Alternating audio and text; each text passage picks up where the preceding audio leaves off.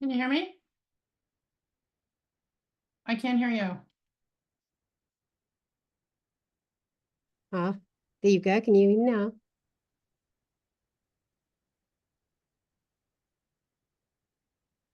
Can you?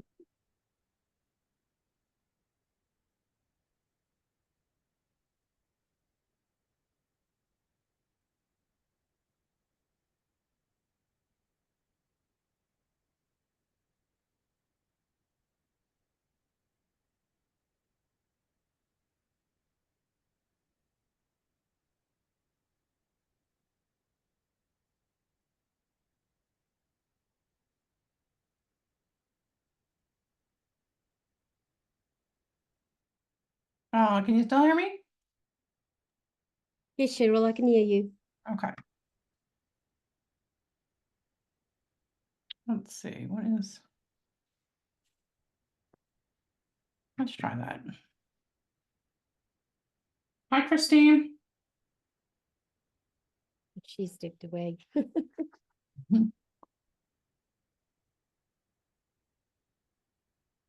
How are you? I'm good. How are you? Good, thanks. We have a lot of stuff to cover today.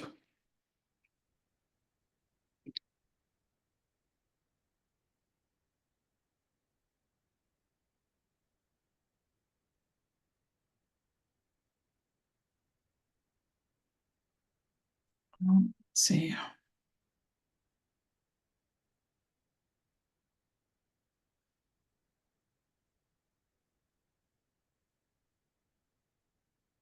Mhm.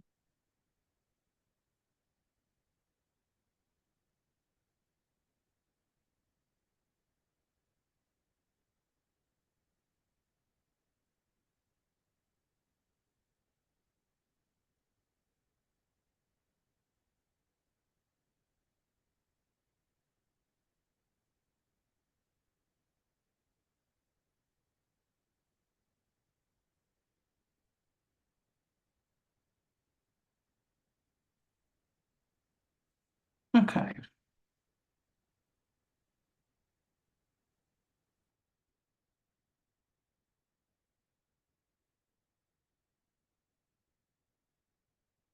Hi, Christine. Can you hear me? Yep, I can hear you. Hi. Hello. All right.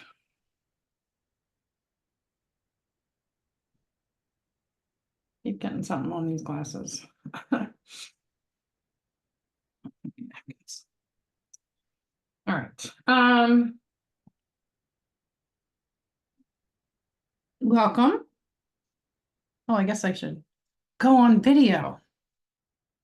Here we are. All right. Welcome to Coaching with Emotional Intelligence. There is supposed to be a third person. Not sure if that's actually going to happen, and so we're not going to wait. I'm going to get started, and they'll catch up if they join us. So today, first I'm going to have you guys introduce yourselves to each other, and then I'm going to go through a whole bunch of stuff today. I'm going to show you how to use UpCoach in case you haven't figured that out yet. I'm going to show you where everything is within UpCoach. And we're going to talk about how the program's going to work, and then we'll cover the first chapter in there as well. And we'll have, any questions along the way. Please just let me know. You can either use just go like that, or use the raise hand in the Zoom. Either one will work. And plus we'll stop for questions as well. So, let's have you, Rita, let's have you go first. Thank you, Cheryl. Okay, so I'm Rita. I live in South Africa on a farm. I actually did my certification for coaching in 2011, and I never had the opportunity. There's a couple of things that happened, and I actually never had the self-belief that I could take coaching to the next level and full time. So the last 6 months, I've really, really felt that it's time to go into coaching full time and make it my business.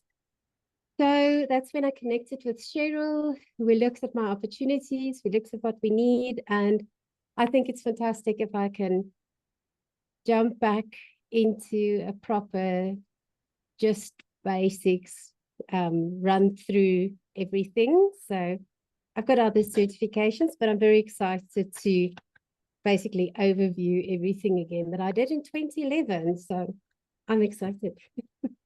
Thanks. Yeah, awesome. Thank you. Christine?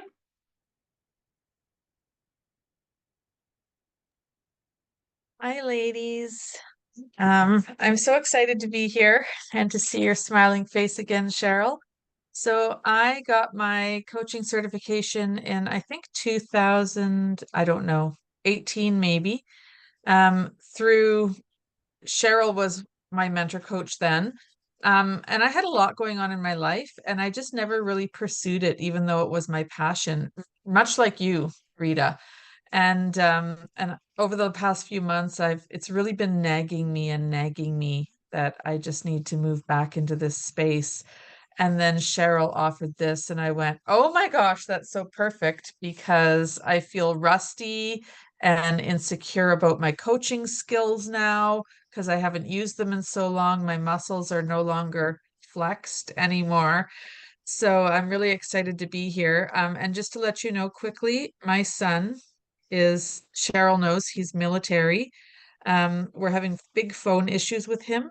And today he lands in Hawaii. And as soon as he wakes up, he has to phone me and get his phone stuff done. It would only be for today because he goes out to Tokyo tomorrow. This is the only chance I have to get it done.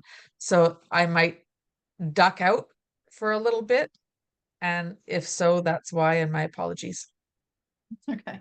All right, awesome. No problem. Well, and then you both know me, so I've been coaching for 15 years, and I used to work for a different organization as the director of education. And this year I decided to create my own program since I have a real passion for emotional intelligence. And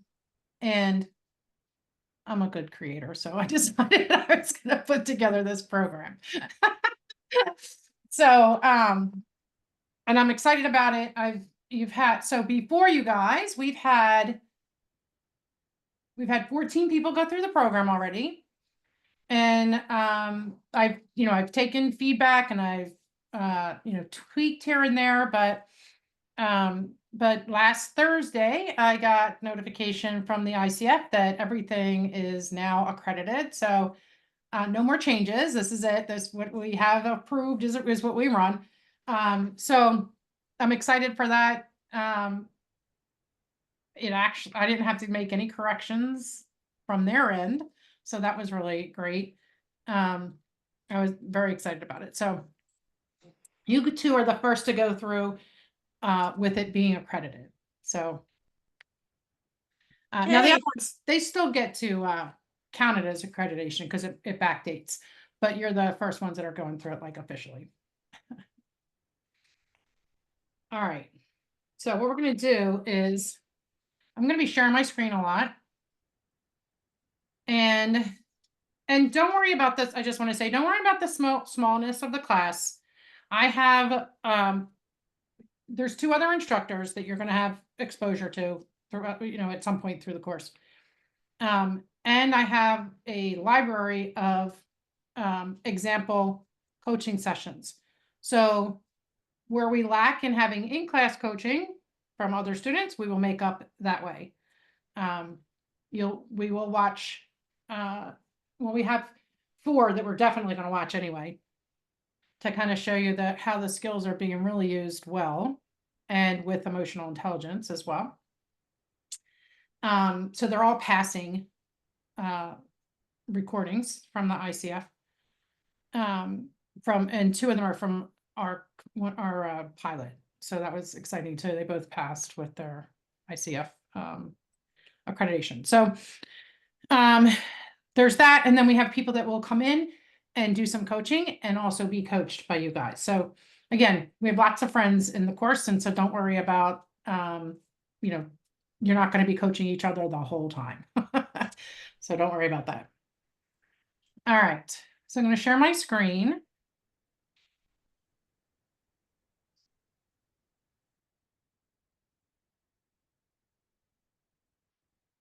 This is for this. Okay, so once you log in, I believe that this is your view, that you see this. So this is the actual course, but the rest of this is like the program. So every time we have a class, it gets recorded, and let me make sure it is being recorded actually. Yes, it's being recorded. And then the recording comes up here, usually by that night, maybe by the next morning, depending on Jess. Jess is my assistant. You might come across her at some point throughout the course. She takes care of the recording. She puts them up here, and you're able to rewatch them. Or if you have to be out, you can. You do have to watch them if you are out, if you miss a class. Our group mentoring goes in here as well. So it's not just the classes, it's also the group mentoring. And then below that is the forum. So these are kind of the things to look out for. Here's your course schedule. Basically, it has the class number, the date, and what the chapter is. And you'll see the group mentoring start on August 8th. You do need to do 3 months of mentoring, so we end the course the week of 11/11. That creates that 3 months for us, starting with the 8th. So that's why that kind of is there by itself. And then there's weeks that you don't have class, like this first week here on August 27th is our first one-on-one mentoring. So what happens is the week of the 20th, you need to send me a recording. And then that one-on-one mentoring, you get a written feedback form, and we discuss that session. We're off this week just because of the holiday, and we still need to stretch out for that 3 months. So that was a good time to do that. And then, it just picks up here, and then you have your second group mentoring. And then this is our second one-on-one. So the second recording, and of course you'll get reminded of all this, but the second recording will be due the week of the 24th. We have our one-on-one mentoring the week of October 1. That's our second one-on-one mentoring. Then we finish out the course. You do the final performance evaluation on the 15th, and you'll actually, you guys will do that during class time. You'll coach each other and record it, and that's your final performance evaluation. And then we go over some final things to finish out the course. During this course, you're also going to take the EQ 2.0 assessment, and you'll get an invitation for that class 3. And you'll take that, and then you'll get a report sent to you, and you're going to hold on to that report. It'll be emailed to you directly from MHS, which is the people that deal with that assessment. And you're going to hold on to that, because then in this week, we're going to go over your report, and we're going to talk about an action plan to raise any areas that you feel are, lacking or lower than other areas that you might want to see some strength in. And the reason why we wait for this to do these debriefs is because I want you to go through the course, because we're going to be talking a lot about emotional intelligence in the course. And I feel like you could definitely see how to raise some areas. And so then we can discuss it on the debrief. So you get that. That's a bonus to get that debrief and the assessment. And it kind of gives you a good idea of where you are. Now, a lot of coaches are already high EIQ. So I'm not worried that anybody's going to be really particularly low, but you might see some areas that might surprise you that need some work or that are out of balance. That's a big thing about EQ as well, is it shows where you're balanced and where you're not. And then the week of the 11th, your final recording is due if you fail this performance evaluation, which I don't think you will. If you fail that final performance evaluation, then you have to send me another recording, and we go over that in this in this last one-on-one mentoring. If you pass this final performance evaluation, then this is just a verbal observed session that we'll go over. You won't get a written one. And any other kind of final things that you need to know about the mentoring. We do talk about the final exam if you have to take a written final exam. We'll talk about that on October 17th. Now, I don't think either of you have to take that written exam.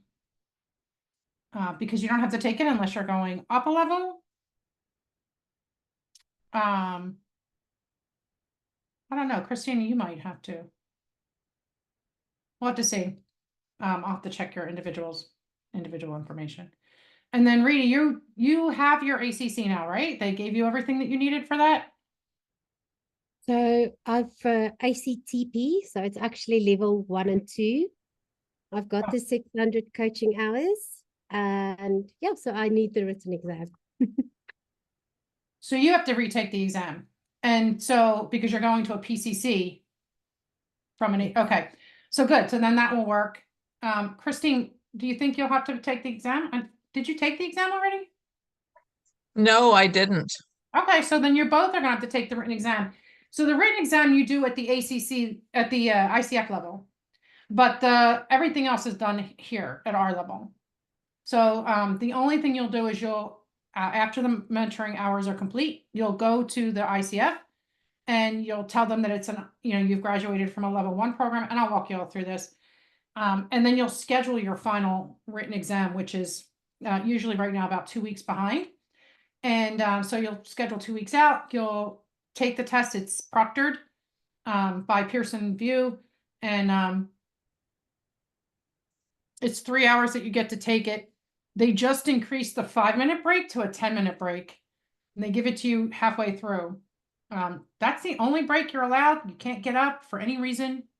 They automatically fail you. So I'm just going to let you know that right now. You want to be very prepared beforehand to just go the whole hour and a half, take your 10 minutes, and then you get another hour and a half. But I don't feel like you need that long, but some people do it just because that's how they take tests. So it really depends on how you take your tests. Personally, I'm a go through it, answer what I can kind of person, then come back and take my time on the rest. So anyway, we'll do some prep for that exam as well. Okay. And then I will make in-class coaching and peer coaching schedules and put them up here. Again, that'll include what I'm calling friends, friends of the program that will come in. You are still required to do buddy coaching, peer coaching, because it's part of your practicum hours. So you'll have to do 4 sessions with each other, and then the other 3 will be with friends. So 4 together, and then 3 with other people. So that'll be 7 altogether that you'll schedule. So that'll go up. And then what else do we have here? The coaching model and framework, it's in your workbooks, your PDFs, but it is here by itself. Oh, you can download it and just have it by itself. And then if you have not used the Zoom link, you can use these to come in. You can sign in here and join the call right from here. Or you can just download that Zoom link. And then in this drive, here's what I was talking about. There's the framework you can download by itself. The updated ICF core competencies, which we're going to go over. This actually should not be in there. That get in there. That's interesting. Oh, you know what? You're seeing my screen, but I don't think you guys can see that. Anything that I've uploaded for myself might show here that you might not see. So in your drive, you shouldn't see that. And then also in the forum, I linked some things. So the assignment workbook and checklist, you can download them right here with these links. These are going to be due by your 3rd one-on-one. So November. They're simple, you know, nothing crazy in the assignments. And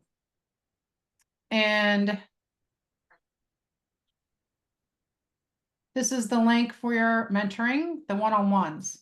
So for the 3 one-on-ones, you'll use that link to schedule at your convenience for those weeks that are marked as one-on-one mentoring weeks. There is required reading. The book is called The Transformational Coach, Free Your Thinking and Breakthrough to Coaching Mastery by Claire Norman. You will love this book. I promise you, you will love it. You can get the audio if you'd like, but I personally believe that the written is the best way because you can highlight things, you can make notes. I did have the audio first, and I went about 2 weeks and said, oh no, this is too good. I need to be able to write in it and I need to be able to highlight. So you can use my link or you can go into Amazon on your own, doesn't matter. This is an affiliate link to get that book. And there is a suggested reading schedule.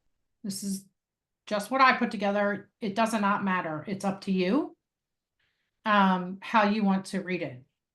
But just a simple schedule, like, you know, complete these chapters before 6, you know, before coach mentoring 2, you know, class 11, class 13, whatever. So it just breaks it out a little bit, but you can take your time because you do have until the one-on-one mentoring in November to complete this. The other thing is that there is a actual visual of the 83 mindset shifts that you're going to read through in this book that you can download. So it's a PDF and it just has a list of the 83 mindset shifts. It's a good tool. I like it. I have it up there on my board. So, you know, if you want to download it, I linked it there. And then what else? We have the assignment workbook. We had the mentoring link and the book required reading. Okay. And the schedules, I think that's it for the announcements. So this is really your area, right? You can come here. You'll always have access to it. But I do suggest that you download everything. And then I'm going to show you how to get into the actual course. I want to make sure. Yep, nothing else in here. Okay, good. So now we're going to go back up to the top, and then this is how you access your course materials. You just click on Start. And then you just click on Start the lesson. Again, these are here. Do you see these underneath yours? If you click on the welcome email, do you see these two pictures? Hold on, I have mine open.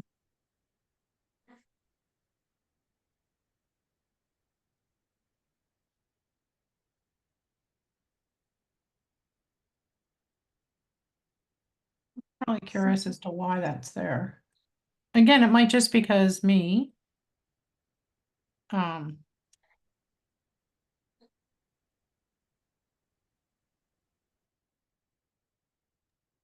It's there for me as well. Okay, gotta see how, see if we can get that fixed. Obviously it's not yours, it was the pilot class, but, so you can ignore those. But you mark your lesson as complete, and then down here, you click on next, and it brings you to the next lesson, which in our case is this one, chapter 1, the introduction to coaching. And up here, it's just kind of bullet points, the fundamentals of coaching, introduction to the coaching model framework, coaching effectiveness, ICF core competencies. We're not doing in-class coaching this today. And here's your chapter. So you can download, oh, you gotta start the lesson. Yeah, so you can download the material from here, as well as the model and framework and the ICF core competency. So even though these are out in the drive at the program level, I still put them in with the lessons. And then that assignment workbook and checklist has your assignments in it, but they're also listed here for you. And then again, you just hit mark lesson as complete, and then you click next and you go to the next chapter. So that's how you access the program and then access the course and the materials. Is there any questions on that? Yes. Go ahead.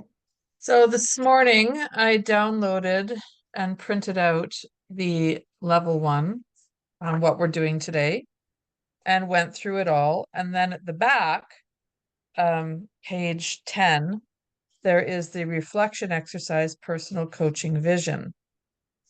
So reflect on your why, your ideal client, personal growth. So I did all of that. Number 1, is that something that we're going to be submitting to you, or is that something we're just doing for ourselves?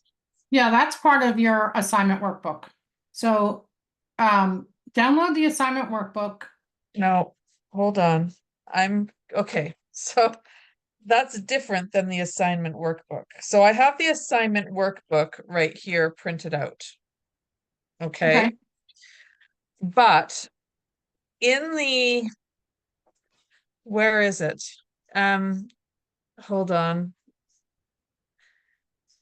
I gotta think of the name here. I just gotta look. So in the chapter 1, Introduction to Coaching, so you have the SCEA chapter 1 PDF. Okay. Yeah. Then you also have the supplements, the coaching model framework and the ICF core competencies. But in the SCECA chapter 1 PDF, that's what I'm talking about. There's actually an area for us to fill in there. Okay, I'm going to pull that out.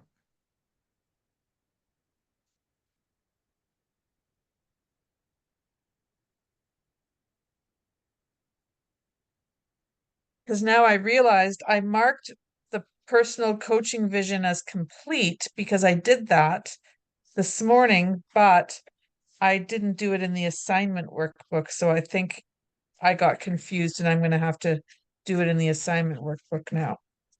Yeah. And I'm thinking that you're going to find that in all the assignments because I don't remember taking them out of the chapters. I just remember creating the, which might be something I have to, But they're different though, yeah. Where is, because the personal coaching vision exercise in what would I consider our manual, right? Our work, like our book has reflect on your why, your ideal client, and personal growth. The other book, the actual assignment workbook that we can fill in online, has my vision for my coaching career, my mission statement based on my vision, top goals, and steps to achieve my goals. So one is more focused on our ideal, like why we're doing this and our ideal client. right. And one is more, they're very different. So are you marking us on both of these, and what does that look like? Because one I'm writing and the other one I'm typing online, and it's easy to send to you, like Yeah. the actual assignment workbook. Yeah, that's okay. So I'm looking at it now. Yeah, that's not an assignment. That is just kind of like a, something for you to know. Thank you. Okay, good. You're going to find exercises in the chapters. That's an exercise. Now that I'm Yeah, looking. perfect. So we don't have to send it to you. I'm good. I can just fill it in myself. And then when you say at the bottom, when we have to check on in the resource center, well, whatever you're calling it, our chapters, I have to press done at the bottom. That means basically when I have to say, am I done my assignment, it's going to be the one from the assignment workbook that we're speaking about, correct? Yeah, you don't have to worry about those two correlating. So that when you click done, that just brings you to the Good. next chapter. Brilliant. Yeah, it's not really recording if you've done the assignment or not. So don't even worry about that. Thank you. You're just gonna click through every time you need a new chapter. Cool. Thank you. You're welcome. Good questions. Okay, anything else? Can we work ahead? You can read ahead, but we'll be covering it chapter by class. But yeah, you can read ahead. You can do the So assignments. basically, I can't do that EQ test until I get the email from you. Right, so that's scheduled to go out right before class 3 next week. Assignment 3. Okay. Yeah, so that's I can only go ahead so much. right. And that takes Okay. only about, so I say to put 40 minutes aside, but it only really takes about 20 to 25 minutes. But I just like to, give yourself some time and even to go back over it. But yeah, it won't take you long. So you won't get that until Monday. Okay, thank you. You're welcome. Let me see. So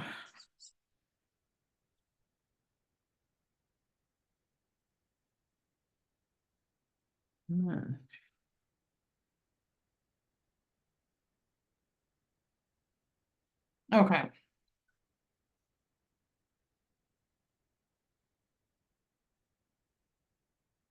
All right. So that is the UpCoach system. That's where the course materials are, and that's where your program materials are. Now this level 1 program, just so you know from the ICF perspective, is you get 2 certifications. You get the CPC and the EQCC, Emotional Intelligence Certified Coach. If you already have the CPC, that's fine. You'll just get the EQCC. So from their perspective, your coaching hours start from your first certification. So it won't start from today. It'll start from your first certification. So you take your hours from that first certification, you add them up. That's what you're going to submit. But the level 1 says we're doing everything here at the school level. So you get your mentoring, you get that final performance evaluation, your recording, so you don't have to submit a recording. And the only thing you have to do there is take the exam. So that's what the level 1 is. With the level 1, you need 5 observed coaching sessions. 3 of those have to be written, 2 are oral. So you will get 3 written, you'll get 1 or 2 during the course, depending, and then you'll get the whatever's remaining in your one-on-ones. And then you'll take your final exam, and that's in addition to the 5. So it's actually 6 altogether. And then once you turn in your assignment workbooks and you have that third one-on-one mentoring session, that's when you get your certification and you get a level 1 certification. So you will get a level 1 seal and letter, and then your whatever your other certs are that you'll get from here out of the 2. So that's how the level 1 works. And your mentoring, you're still required to have the 10 hours. So we do 7.5 group, and we do 3 one-on-one, because we have 3 group mentorings through the course. Each class is 2.5 hours. So you wind up getting 7.5, and then you get the 3 one-on-ones. Any questions about how that works?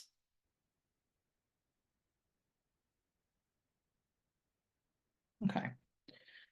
So, since you both were certified, the ICF core competencies have been updated.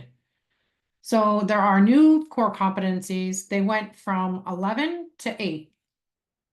And we're going to go over them. I'm going to share my screen and go over those, although I'm not going to, let's see. And again, you can, download everything from your student area, the program area. Where is?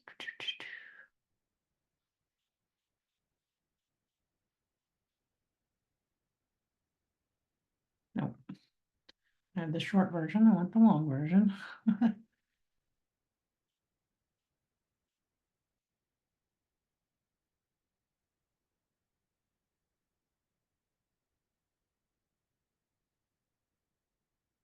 Okay. So, stop sharing that and share this.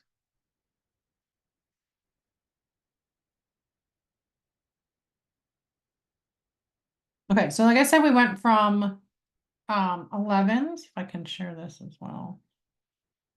I think I can.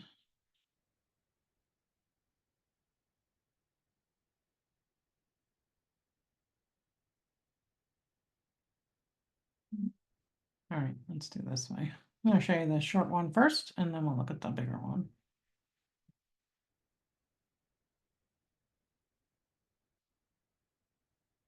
Okay. So it went from 11 to 8. And here are the 8. First one demonstrates ethical practice. So understands and consistently applies coaching ethics and standards of coaching. 2 is embodies a coaching mindset. So develops and maintains a mindset that is open, curious, flexible, and client-centered. 3 establishes and maintains agreements. So partners with the client and relevant stakeholders to create clear agreements about the coaching relationship, process, plans, and goals.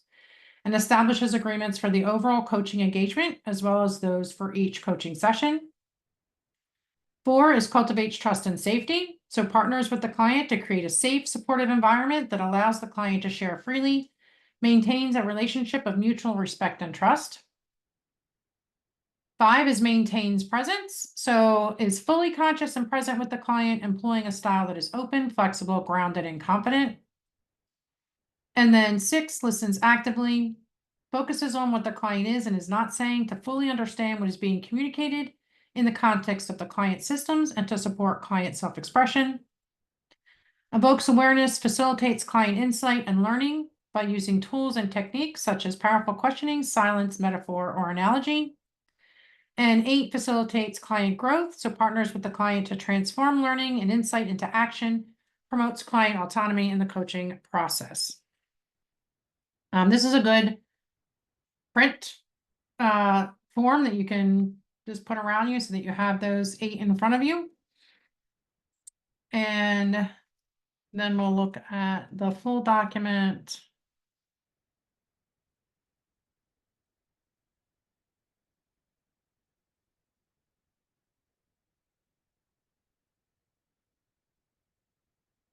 And again, I'm not going to go through everything. Demonstrates ethical practice. We're actually going to go into detail on that on the next class. What this document does is it tells you what the minimum skill requirements are for each competency. So it has the competency first with the, the bullet points under it. And then it has what you have to demonstrate. Now, and if it's counted on your recording or your final performance evaluation or not. So ethics typically are not counted in your recordings because it's hard to demonstrate those, except for that you stay in a coaching mode and that you don't do anything like, insult the client or anything like that. So those are the 2 things, only 2 things that we're looking at from an ethical standpoint.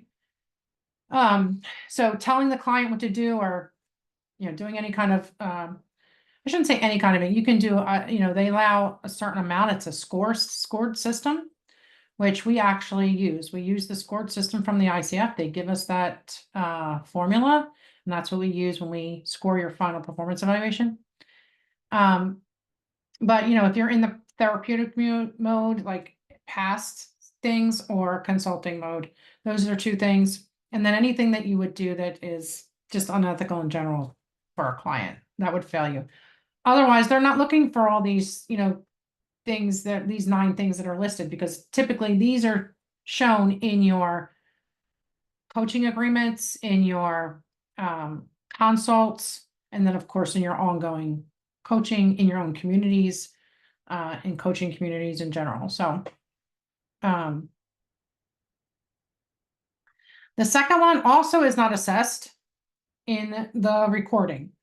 The embodies a coaching mindset. So, a coaching mindset, they consider that you are looking at always improving, which you guys are definitely doing by taking another course and getting another certification. You are, you reflect on your coaching skills, which you do in your mentoring. So again, these are things that you're doing that actually go towards this competency. Using self-awareness and intuition to benefit clients, being able to regulate your emotions. Emotional intelligence is definitely a way to help you do that. Mentally and emotionally prepares for a session. So just being, being aware to calm yourself and let go of things that have already happened in your day, let go of the previous clients, and just bring yourself fully aware to the client. And again, nothing here that's going to tell you what you're going to pass or fail, because it's not directly assessed in a recording. It is, however, both of these are assessed in your written exam. So you will study all the core competencies for your written exam. So then establishes and maintains agreements. I'm going to show you how this works. So it tells you the bullet points. And then if you go down the bottom, now we see, okay, what are the key skills evaluated? So they're looking for clarity and depth and create an agreement for the session. They're looking at your ability to partner and in-depth partnering with the client to create the agreement, create measures of success, and any issues that the client wants to address. And then your ability to attend to that client's agenda throughout the session. So ACC level, they're looking for, a minimum skill. The other thing I want to tell you, which I forgot to tell you when I introduced the course, is that we actually do everything at the PCC level.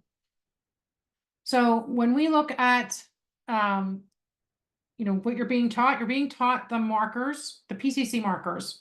So it's at that level that we're coaching. It's at that level that we are assessing, and at that level that you're being mentored on.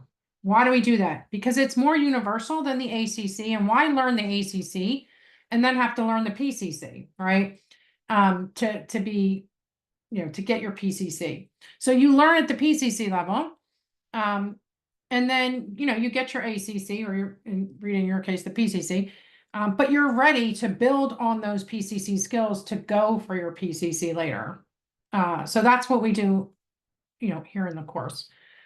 So these are the specific things that they're looking at, that you're reaching an agreement, that you're identifying a desired outcome, that you're attending to that agenda, and that you're showing curiosity. So these are the things that you're assessed on. And again, I'm not going to read all through this, but each one has its own set of requirements. So it has key skills evaluated, and then it tells you what you specifically have to do in order to pass that competency. The other thing, which I'm going to show you, which is easier, I think, to read. So this comes from the ICF, and I'm going to show you one that we created. That's going to be much easier for you to navigate. Where is it? Definitely have too many things open. Let's see.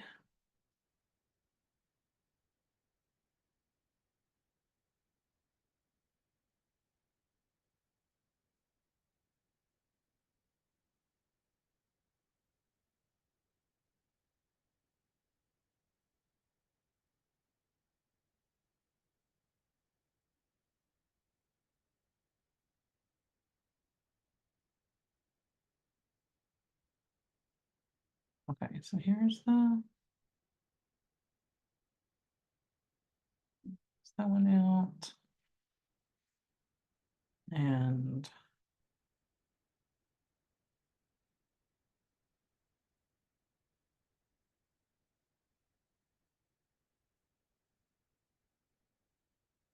any questions so far, by the way, while I'm doing this? I have a question. Where you just showed us, because you showed us the core competencies, but then you also showed us how that's going to be measured. Are we going to get a copy of how it's going to be measured for ourselves to know? Yes. Okay. That's what I'm trying to pull up right now. For some reason, Okay. it's not opening. But let's see.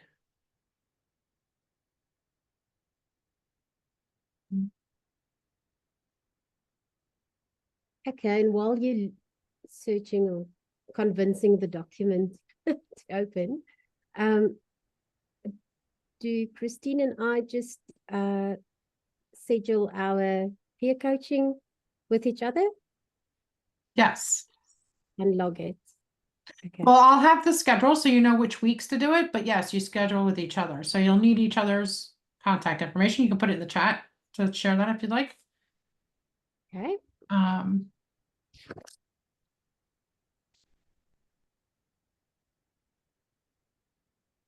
I'd have to ask. I don't know why this isn't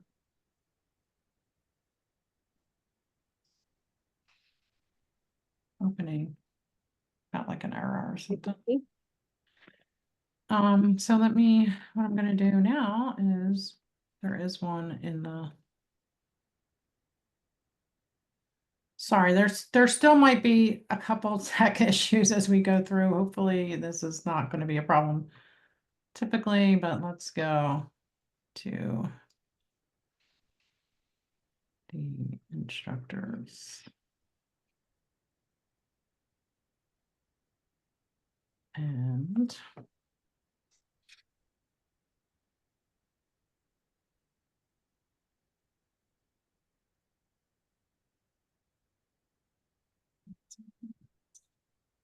all right, so this form is the observation form.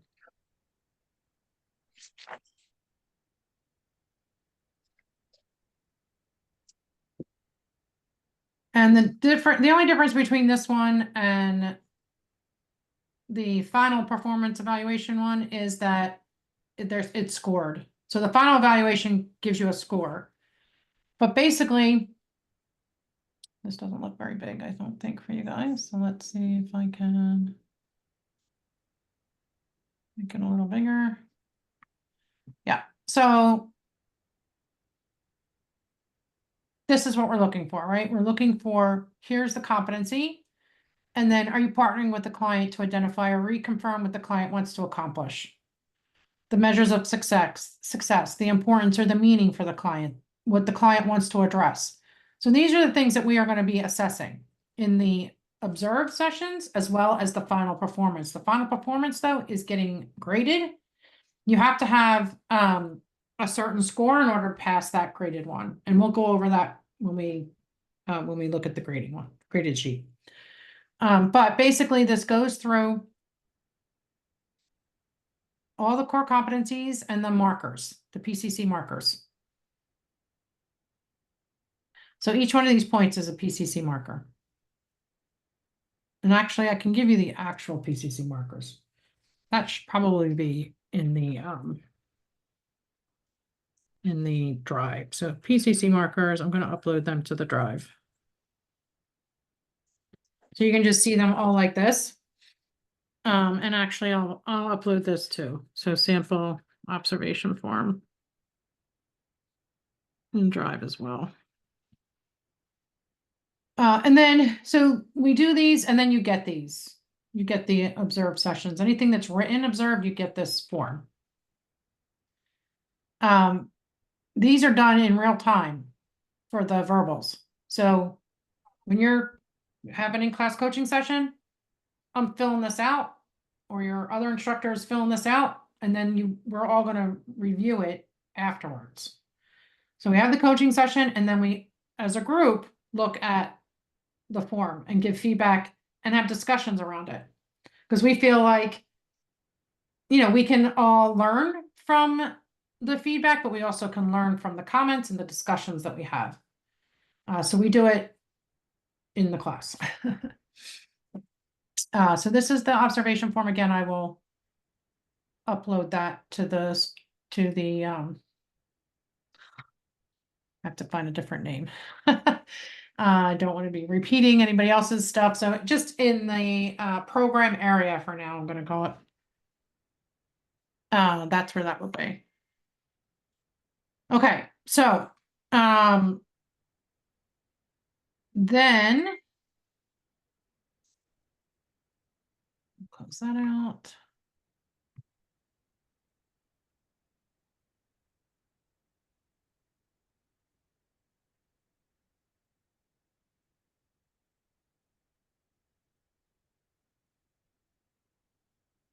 Okay, and then we're going to look at the coaching model. So we have two things. We have an actual coaching model, and then we have a framework, how to use that model. So in your documents area, you do have a place where you can download the actual model and framework by itself. And it looks like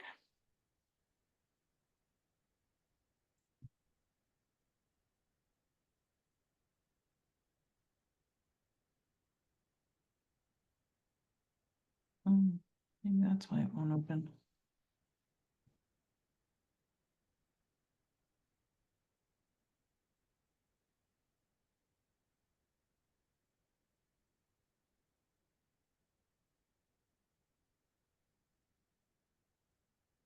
Okay, so this is share my screen.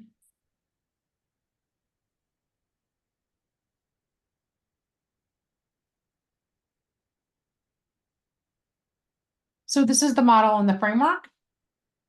So the coaching model has 10 sections to it: setting the stage, reviewing goals and progress, structuring the agreement, engagement and exploration, active listening and reflection, awareness generation, challenging and encouraging, action planning, support client growth, and closing the session. And then the framework to use that model. I give you examples in here, and that's all they are, is examples. You can take these and customize them, make them your own. But it does ensure that you're including all the PCC markers and obviously the competencies in your coaching sessions, but you're not going to follow a script, obviously, in your coaching, right? So you're going to use it as a guide. But just to give you a peek into it. So we have, and we'll go over each piece that correlates with the chapters as we move forward. And of course, we're looking at you being able to use this in class, your in-class coaching, to get used to the framework.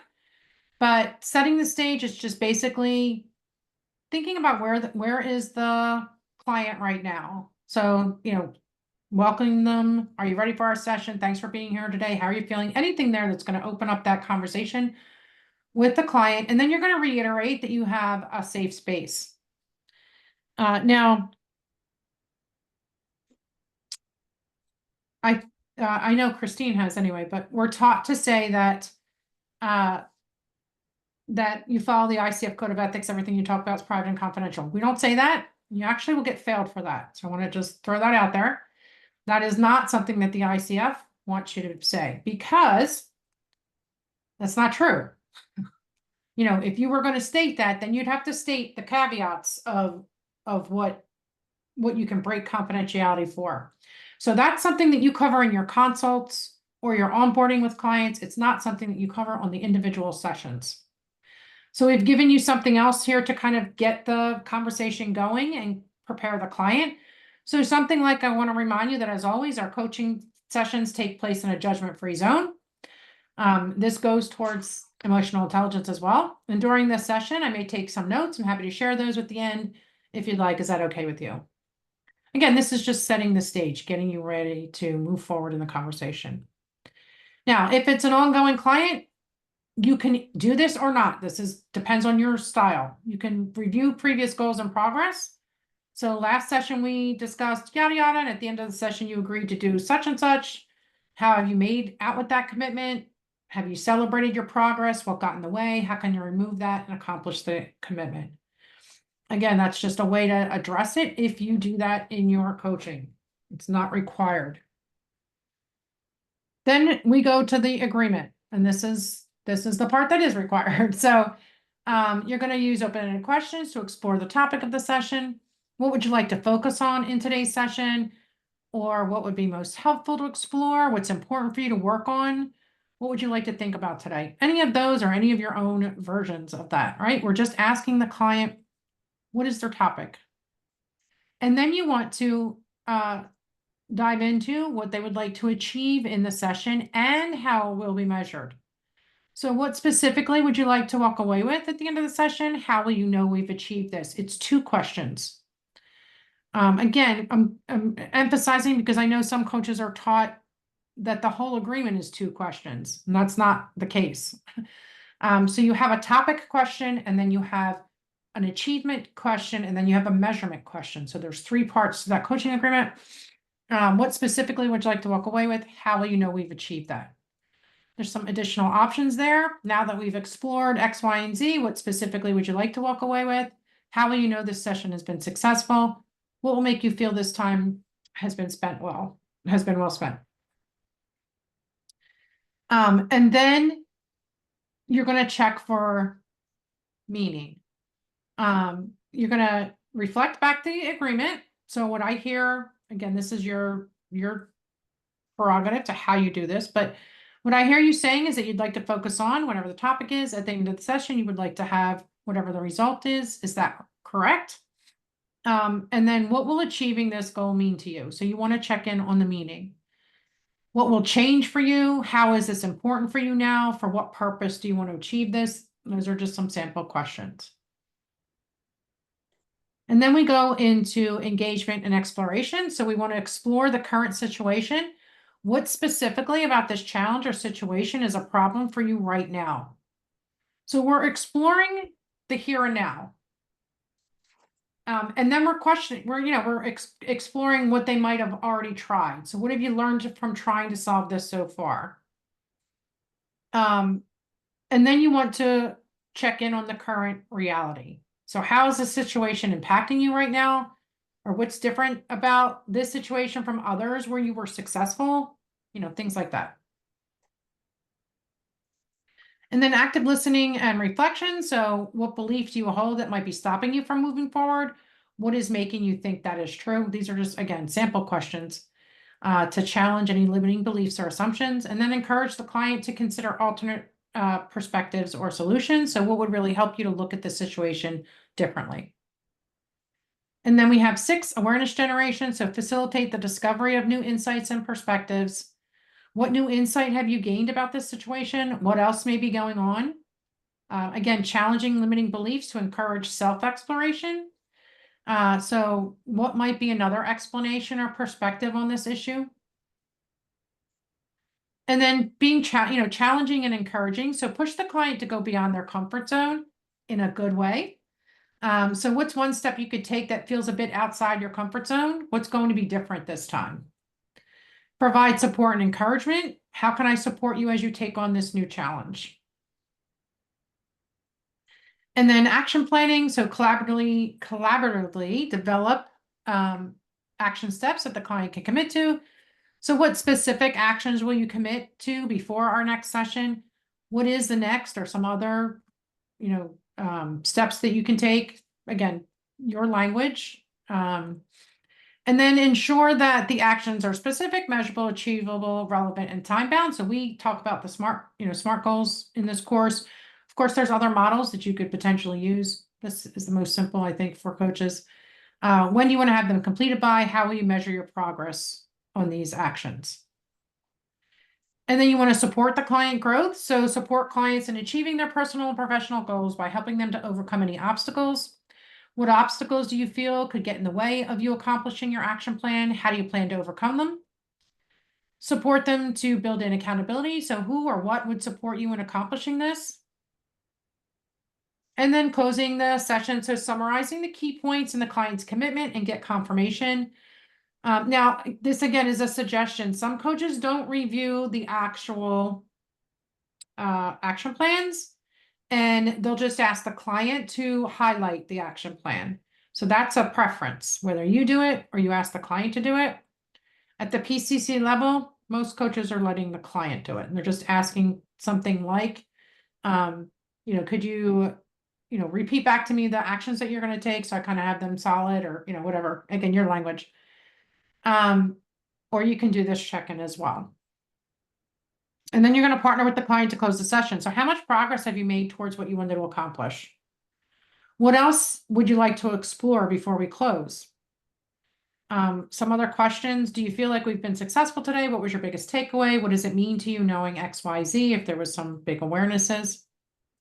And then you can ask for feedback on the session to model continuous improvement. What feedback do you have about today's session for me? What can we potentially improve on for next session? Again, preference, whether or not you do that. So this is a framework that we're going to use in the course. You're going to customize it to your personal coaching and style. Questions about this?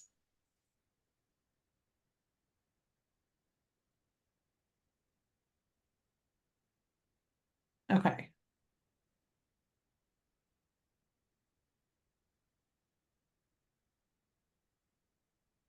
All righty. I'm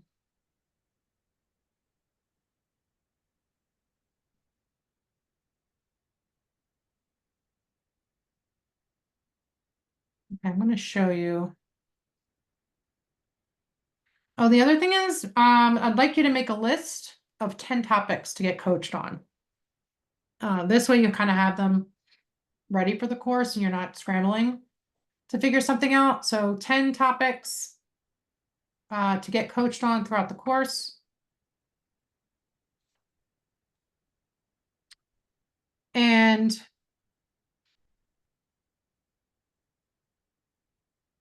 I'm going to share the assignment workbook and the checklist so you can see that quickly.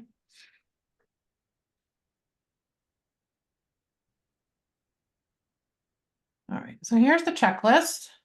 And you can just print this off and it's a one-pager for you to help you get through the assignments. And then here's the assignment workbook. Now it's 45 pages, but not a whole lot of work for you. A lot of it is just how we put it together. Each chapter has its own header page, and then you can put the work right into this workbook. You don't have to. You can download it, and I mean, you can print it, but you don't have to. You just have to download it, and you can do it right in this document, and then send me the document once it's completed. So the first one is, that vision for your coaching career, mission statement, goals, and steps, action items to reach those goals. And then there are some journaling prompts.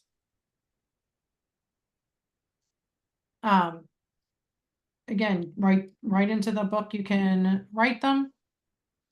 You'll take the EQI assessment once you get that invitation.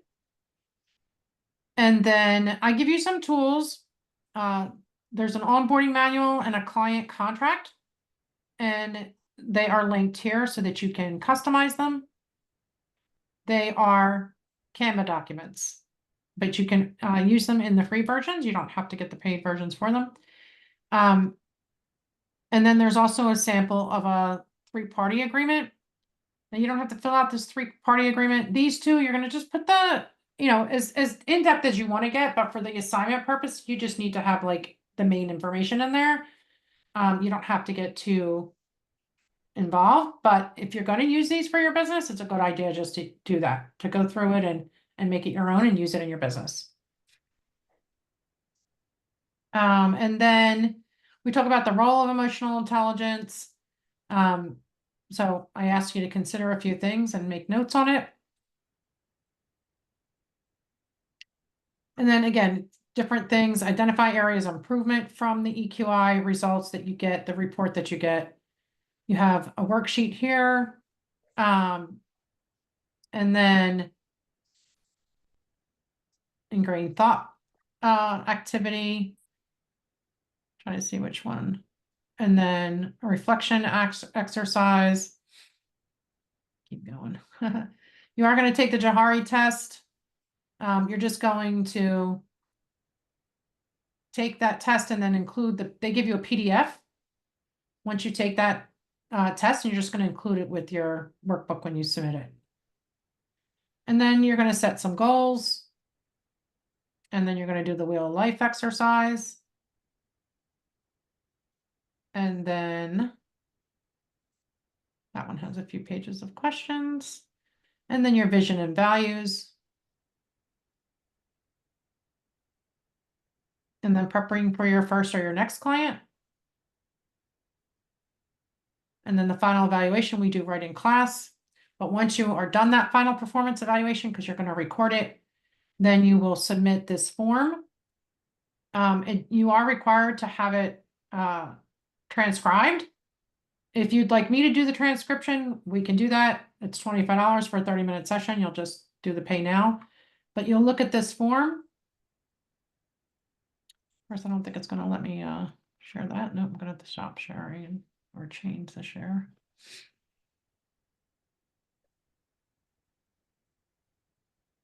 Oh. Boy. So once you're done that final performance evaluation, you'll click that link. It'll take you here. And you'll just fill out this information. And you'll put the link to the Zoom recording in there. You'll put a password if required. Doesn't have to be a Zoom link. It could be a Google, on your Google Drive, OneDrive, Dropbox. I don't really care, but you're not sending me the recording.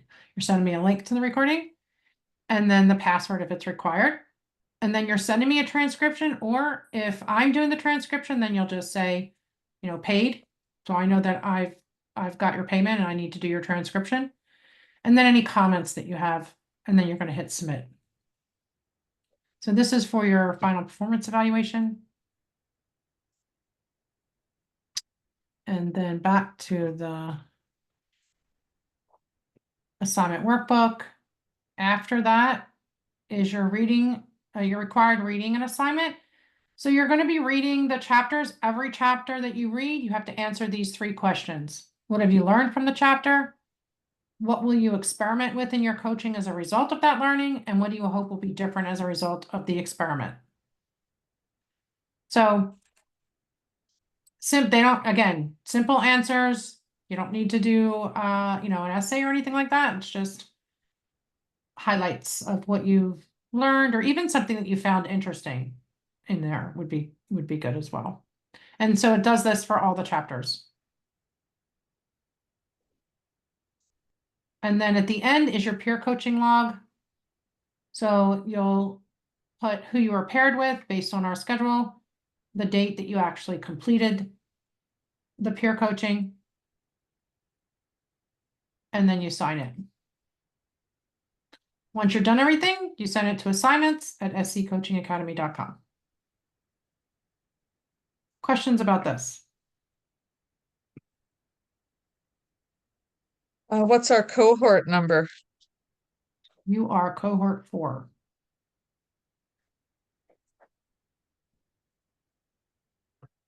And today's date.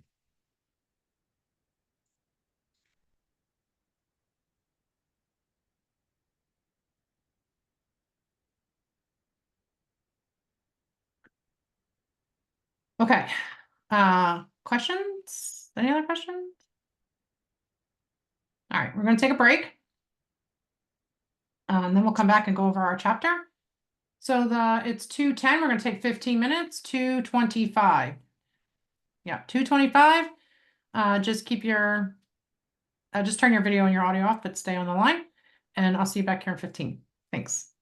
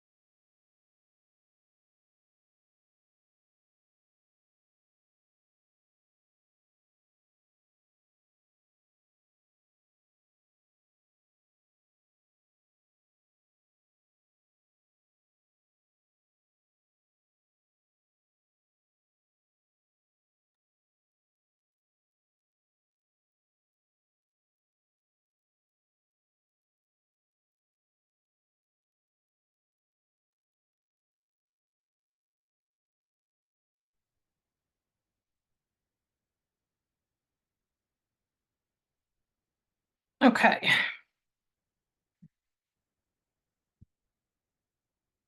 Any questions come up for you guys while we're on break? No. So I printed out the workbook already last week. And is it okay if I just fill it in by hand and then scan it in and submit it? Sure. Thanks.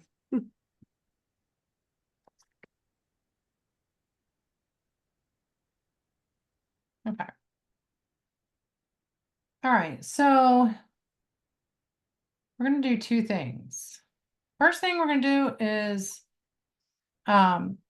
watch a video. And then we will go over the first chapter.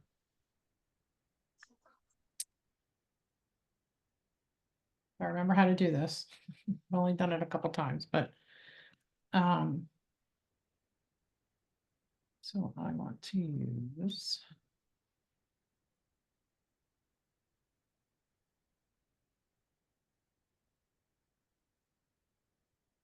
one From prevent. and share.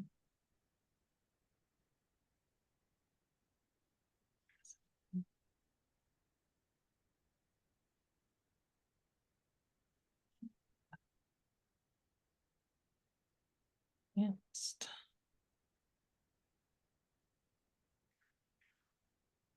All right, let's see if this works.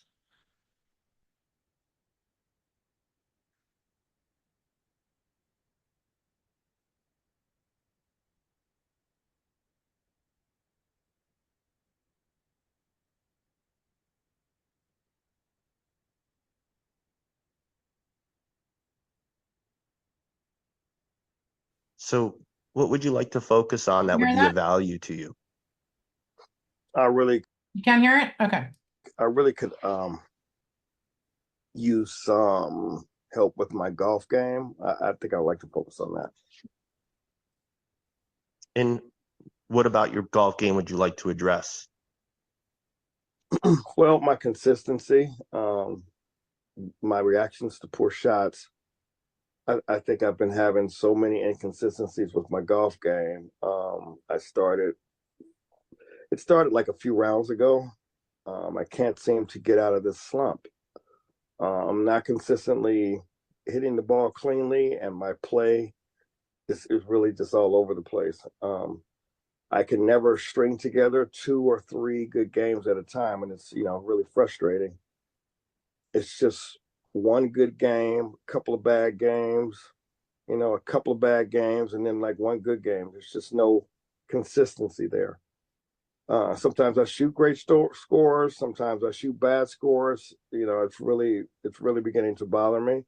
I just want some help with regard to like what's going on with my game and trying to bring some consistency to figure out ways to handle my bad shots like in a better way. If that makes sense. Yeah, it makes sense. And so what specific goal would you like to achieve by the end of today's session? Well, I think really kind of get some clarity, gain some clarity about what's getting in the way of my game, and maybe learn some strategies that I can that I can try on and implement to better manage like the negative emotions that arise, so I can maintain like just some semblance of consistency in my game. Help me from preventing mistakes from taking me further away from the game. I just want to learn some ways I can continue to enjoy playing regardless of how the round is going or how high my score is. Shooting a bad round shouldn't affect me wanting to go out. Okay, and how will we know you've accomplished what you set out to by the end of today's call? Well, hopefully what we come up with, some ideas that I can grasp some tangible results, or some things that I could count on when I'm in those moments when my game is like going down the rabbit hole. I think it's just important to know that there's something that I could do whatever it may be that will bring me back to focus and bring me back to having fun and just shooting good shots, at the same time. Just want some consistency. And why is playing consistently important for you? Okay, I just want to pause for a second. So he asked for topic. He asked for outcome. He asked for a specific measurement of that outcome and how you'll know that you've met that outcome. And then he addressed the importance of it. Well, shooting lower scores for one. I'm not out there to just lose all the time. Not making a fool out of myself out there. I played in some tournaments with some partners. It's good to know that they can count on me. It'd be really good to know that they can count on me. So just making sure I'm consistent, being able to bring, this person and know that this person is going to show up consistently. Once I hit a poor shot, it's like a spiral. It goes down fast. I start playing poorly, my confidence gets shaken, and then I start to think, I freaking suck at golf. My friends have noticed how I'm reacting, and that's they've been hesitant to invite me out, to be honest. Not only because of my poor play lately, but just because of my reactions. I'm just not really fun to play with right now. And that makes sense. You want to play better and more consistently. And so what I'm hearing is that not only does the inconsistency impact your play and your enjoyment of the game, but also your relationships. And sounds like it's like a domino effect, like where once one domino falls, the others fall quickly. So what comes up for you when I say that?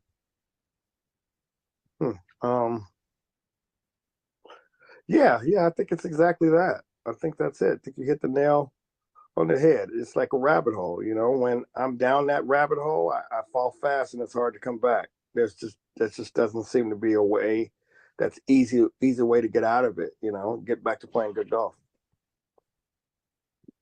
Okay, so how are you currently feeling and reacting when you're down this rabbit hole that might, be affecting your consistency? Yeah, when I'm down that rabbit hole, it's like not hitting good shots. Like I mentioned earlier, I hit one good shot and then a string of bad shots. I can seem to string together a series of good shots. I start feeling the pressure, and that makes me feel worse because I'm pressing. I start like dwelling on my bad shots. I notice I become tense, frustrated, like angry, and I'm cursing. So I know I'm really beating myself up, telling myself mean things. I tell myself I suck. It's not worthy. I'm not worthy to be out there. I'm just not having fun lately, and it shows through my reactions. I'm not fun to play with right now. I'll own it. It's just the state of mind that I'm in. So my friends have noticed it too. I just don't know how I'm showing up out there and why I'm showing up there in a bad space. Okay, it sounds like that you're having a lot of thoughts and emotions going on at the same time. I mean, so it's no wonder that you're losing focus and playing inconsistently. So how do you think focusing on all of these other thoughts and emotions may affect your ability to play consistently? Okay,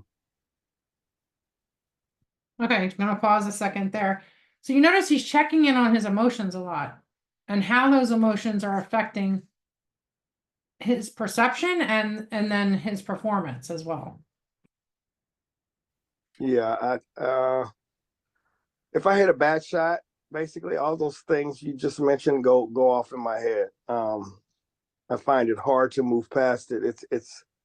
I start reacting emotionally, like throwing my clubs, beating myself up, and yelling at myself aloud. It's just berating myself in public's not a good thing. So it's just taking me totally out of my game. That's when I start to lose focus, and that's where I think the inconsistency comes in. So not only am I shooting high scores, my reactions to poor shots strain my relationship with my golf buddies. So yeah, I'm just trying to figure out myself right now. I'm not really bringing much my full self, my true self to the game when I'm not doing well. It just kind of suck to be around.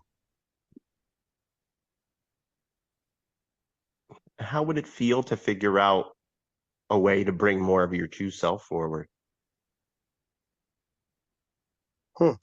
I feel it would feel good to show up as my true self. I think the way I've been reacting and behaving lately is not really who I am. I'm a really, really easygoing guy. I'm a happy person. I wouldn't be letting a string of negative shots affect me so much. I feel good, calm, like cool, calm, and collected. I would be joking around, having fun with my buddies. Yeah, I'd just be having fun. I'd like to show up like that more consistently. What do you believe the first thing we should address to move you closer to being more consistent and showing up as your true self out there when you're on the golf course? Well, yeah, just not to put pressure on myself. When I feel a lot of pressure, I lose focus really quickly. I think the pressure causes me to lose focus and causes me to play really inconsistently. Then I start to notice I'm like dwelling on bad shots. I'm like asking myself, like what are you doing? Like I don't feel I belong out there. My game really, really unravels pretty quickly after that. So concentration and focus is like super important. I think that's where I'm lacking. When I lose focus, I feel like pressure to shoot better, and I start to play really poorly, and I don't like how I'm reacting. Like I mentioned before, when I can't hit several good shots in a row, I feel disappointed, frustrated, angry. Yeah, my golf game just goes right out the window when that happens. So why do you think you put so much pressure on yourself? I'm a competitor. I want to hit the fairways and greens and sink my putts, maybe get some birdies. I just want to, I don't want to look bad out there. I want to shoot low scores. I want to have fun and shoot low scores and keep up with my friends. That's just who I am. And to be honest, they're pretty serious players. So I think I feel pressure to play well to keep up with them. It's more fun when I play well.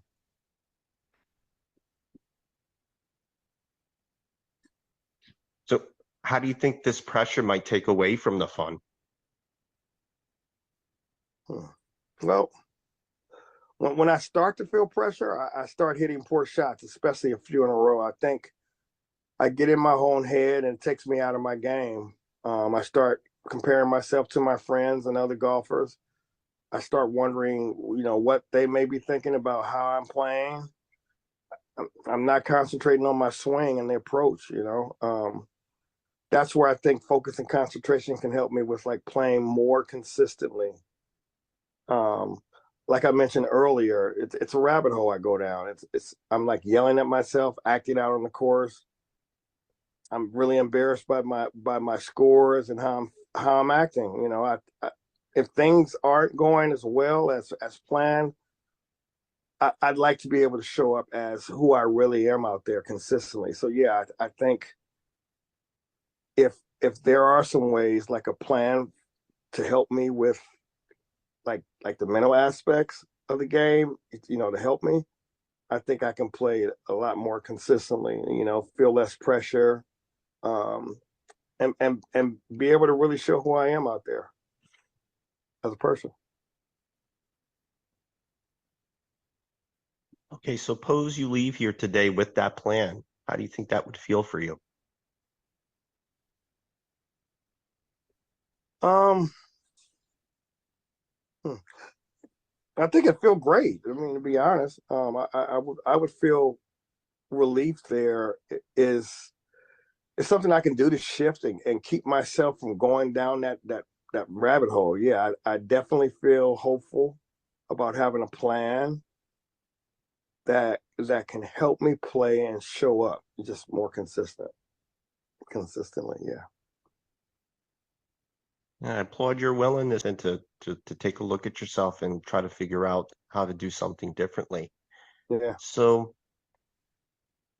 what comes up for you when I say that All we can control is the preparation, effort, attitude, and our reactions.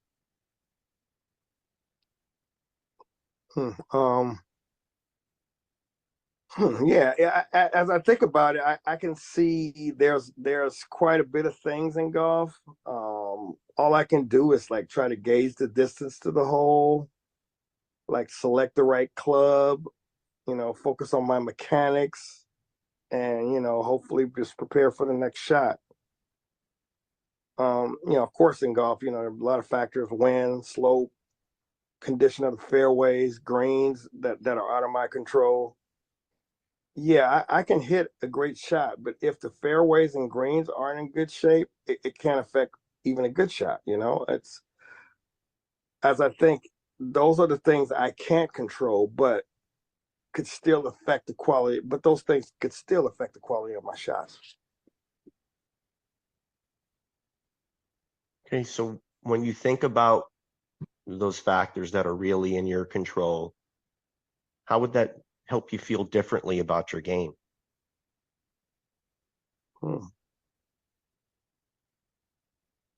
Well, I mean, if I really think about it, I feel less pressure. I can do everything mechanically right, and due to the conditions, the shots may go awry or falter. There's nothing I can do to control that, really, honestly. So I guess I feel a sort of an acceptance of what happens, whatever the outcome. Yeah. And what would being an acceptance look like for you? A good question. I guess that would mean I would be okay with what happens, regardless of whether the outcome was what I wanted or not, I guess. And how does the thought of being in acceptance feel for you? I feel less pressure and okay with whatever result there is. Now that I'm thinking about it, I wouldn't feel like rattled and angry, upset, or it would. If an outcome wasn't what I wanted, I wouldn't be really that upset. It would really help me move on from that shot and ready to accept the challenge of the next shot, I guess. So after hearing that, that sounds like that would be put you more in an emotional space. You mentioned seeking. How might being in that acceptance help you with how you react?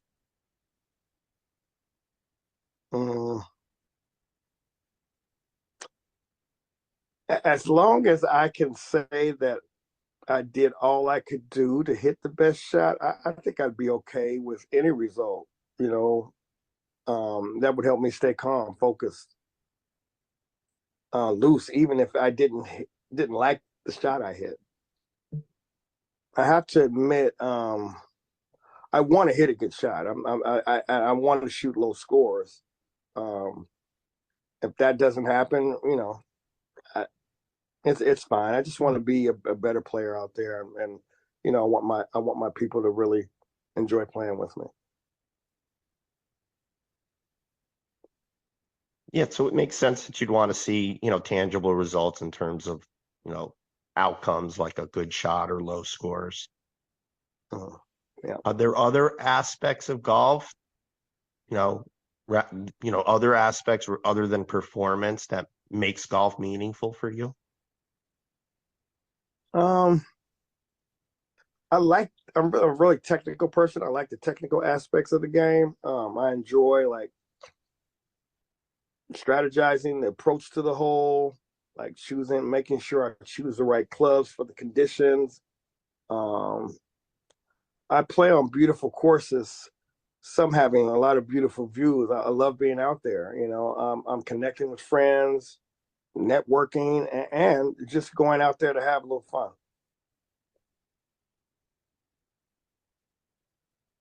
So hearing that, it sounds like you have a genuine passion for the game that goes much, much deeper than how well you're playing. Yeah. So, Yeah. So how might focusing on these other aspects of golf impact how you're feeling and experiencing your round, regardless of what's happening? Well,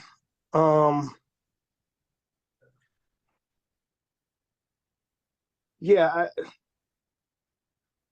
I guess I wouldn't be focused on what happened with my shot. I'd be paying attention to the beauty of the course. I'd be feeling grateful to be out playing the game I love.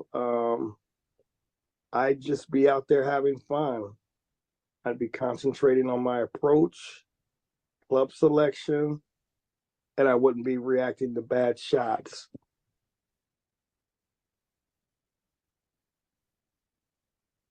So when you said that, I'm hearing that shift in focus could really help you with, you know, your reactions and possibly even your concentration. So what comes up for you when I say that? Yeah, when I think about focusing on the aspects of the game I love, I feel like really a sense of relief, honestly. I feel like I can let go of the pressure. Yeah, I think I can. Yeah, I can see myself focusing on appreciating the game and feel good about executing good shots, I guess. Yeah, I think this could help with my concentration, my focus, and honestly, the way I've been reacting lately. So that's sounding like a real powerful shift in perspective. So how does that shift feel for you? Hmm. It feels better, honestly. Really, I'm actually excited to try it out. Yeah, that's great to hear that you're excited. And so earlier you mentioned about some pretty strong reaction to some unwelcomed outcomes of a shot. So say you hit a shot and the outcome isn't what you hoped. Mhm. How might you be able to look at errors in a different way that may not have as much impact? Hmm. Um, well, I think I would be accepting, have more acceptance. Like I mentioned before, I could take the game less seriously, I guess. Hitting a bad shot or like shooting a higher score isn't the end of the world. There's bigger problems in the world, I guess. I could just focus on like having fun. If I hit a bad shot, maybe I could view it as a challenge. I think, maybe I could reframe it or something. I don't know. A challenge that would try and recover, to save the hole. I could remind myself about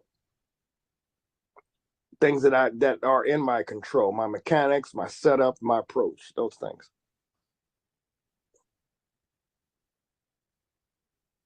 And how do these new thoughts feel for you? Yeah. I think I could feel confident that I could recover from the errors. I feel a little bit more hopeful for sure. I'm calm, composed. I would be feeling less pressure. I would feel, like being present for the current shot, having fun. I'm staying loose. I just don't want to tighten up. I feel like I'm not getting ahead of myself if I just, have more acceptance. I'm just out there, I'd be just out there having fun with my buddies. I think shifting towards these thoughts could really help me stay focused and calm on the course, even if I do hit a bad shot or miss a putt.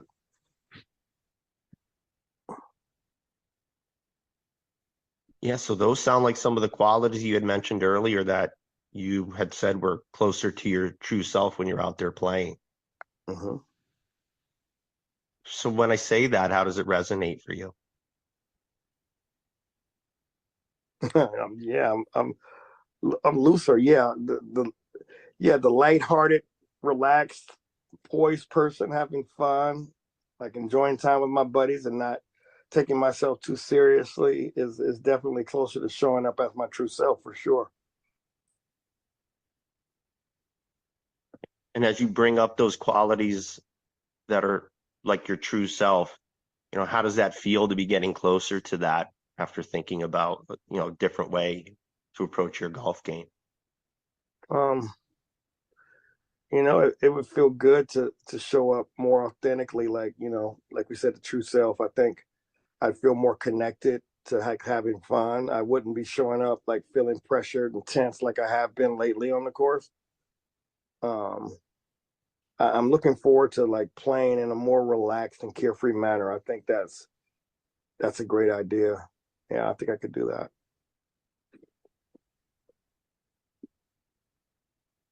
So what action do you think you might be willing to take to integrate, this new mindset when you're playing golf and be able to carry that mindset through despite what might be happening out there on the course?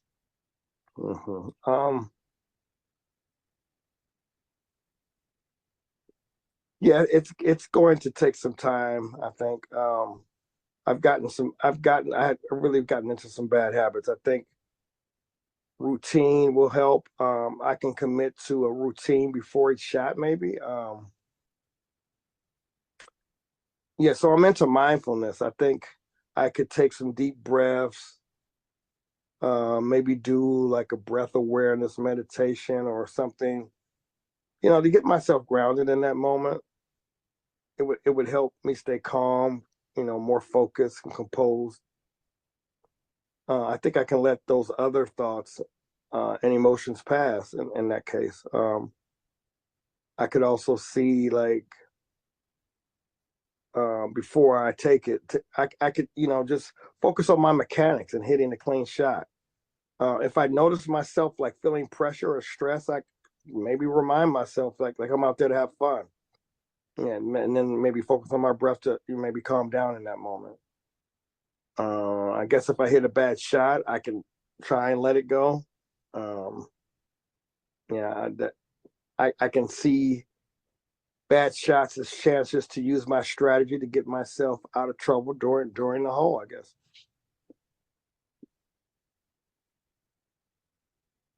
Yeah, so this sounds like a solid, routine that could help you stay connected to having fun and being in the moment. Yeah, nice work. Thanks. And I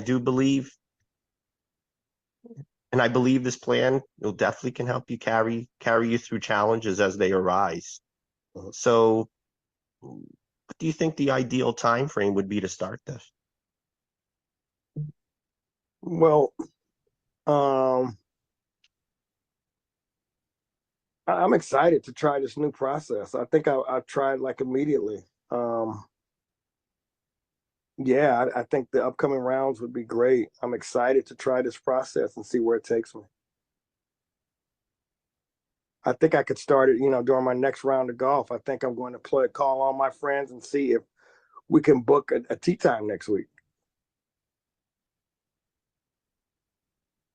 Yes. Okay, so starting ASAP, that just shows your, how motivated and committed you are, to your new routine. Mm-hmm. So as we're getting closer to the end of the call, what degree do you believe we progressed toward the goal you wanted to accomplish? Yeah, I came in here with the expectation of, getting some tangible ways to help me with my golf game and my reactions when I may not be playing as well as I'd like. I think we did come up with some things I can do differently. Thanks, I appreciate that.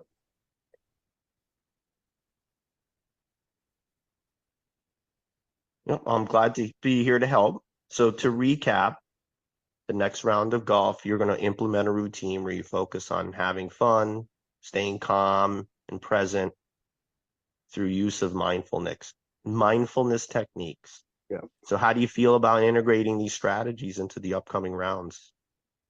I'm excited. I'm ready. I'm ready to go. Book a tea time and figure it out with my friends, and see where this process takes me. So are there any supports you may need to implement the new approach? Mm. Yeah, I could write down some phrases, like down on a note card, like "have fun," and, put them in my golf bag when I'm getting my gloves out of my bag, and put it in my golf bag to remind me that. I think I can look at those throughout the round. I think that'd be a good idea to start. And how would you like to be held accountable to this new approach? Yeah, I think I could maybe, I'm close with a lot of the guys I go out and golf with. I think I could, involve my golf buddies and so they can, know what I'm trying to do.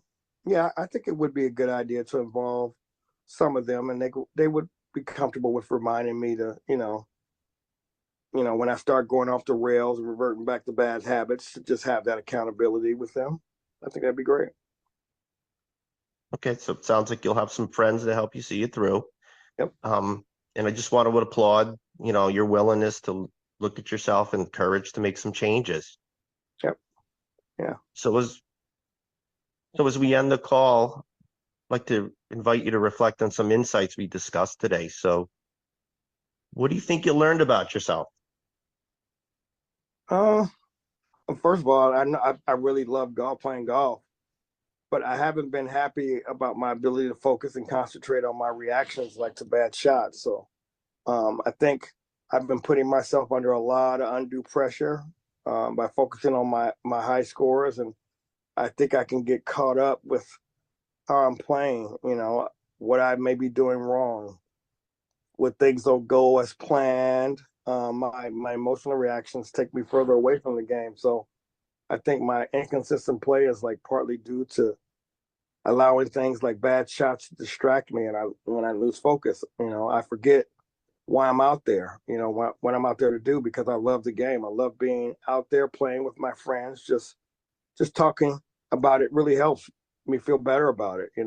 If I begin to focus on that, stay grounded, stay mindful about, what I'm doing, I think I'll have a better experience, of having fun again. I think it will take a lot of practice, but I know I can do it. Yeah, thanks a lot. This has helped. Sure. And I'm glad we could partner together. So how would you like to end today's call? I'm good. Just, I would like to maybe schedule another appointment. I feel excited and motivated to go out there and do this routine we talked about. I'm going to like share my goals with my partners, because I have some really cool friends. They want me to do better too. So sharing this with them, will help me stay consistent, with my routine and, being accountable, I think.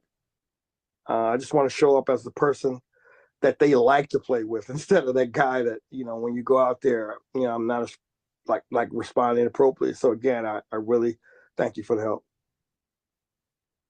Yep. No problem. Happy to be here to help, and we could definitely set up another time to talk. I'm here to support you as needed, and we can visit, your progress next time. Yeah, cool. Thanks. Thank you, man. I really appreciate your help. I'll talk to you soon. Okay, talk to you later. All right, have a good one. Thanks. All right. What did you think of that session?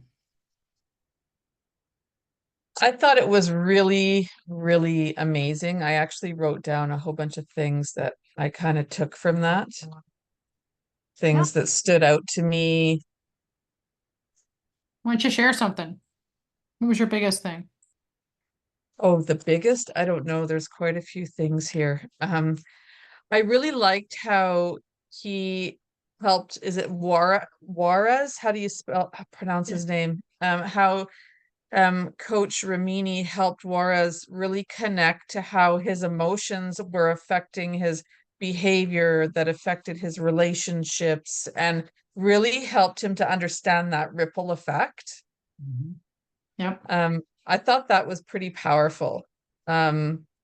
And that he identified some of his core values and some of his competitive nature, that it shifted a little bit, I think, through the course of the call, and how Juarez seemed to have a change of focus really in the middle of the call, from or maybe connecting more to what he values, from going from winning to relationship success. Yeah. And yeah, I really noticed that. I actually noticed a lot. And I mean, where the coach was concerned, I really, really liked how he was quite consistent in asking how Juarez felt about his observations.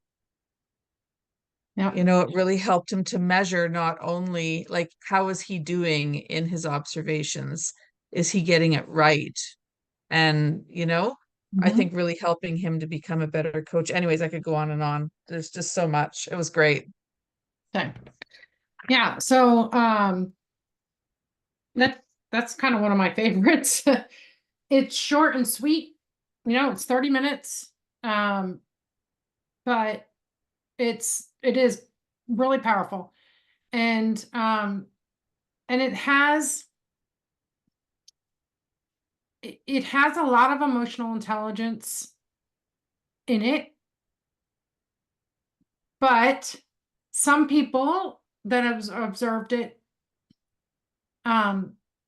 might look at the coach and say they're not very emotional intelligent, but um Hmm. because he's very systematic Mm-hmm. in his approach. And so some people feel like emotional intelligence, you're not really that systematic in a coaching session. But you can be. That's why I like this so much, because we can showcase a really great coaching session with high emotional intelligence being used in a more kind of structured environment. I'm going to use the word structured. Mm-hmm. But he's always checking in on the feelings. He's always tying everything together with those emotions. And like you said, that kind of ripple effect. And that's really important for emotional intelligence, that we do that in coaching. And he checks in with the client. He frequently his thoughts. If he makes an observation, he's always checking in on the client's thoughts. And he puts everything in the client's hands. Like, Mm-hmm. what might you do? What's the first step, or what's a step that you could take? Or, everything he does, he's putting it back into the client's hands, and he's partnering with that client throughout the whole conversation, and especially at the end, partnering he asked about what the client learned about himself. That's a huge question, huge thing to check in on. And then also, how he would like to close the session. See, that confused me a bit. That's actually on my sheet. Because I mean, if a coach said to me, how would you like to close the session?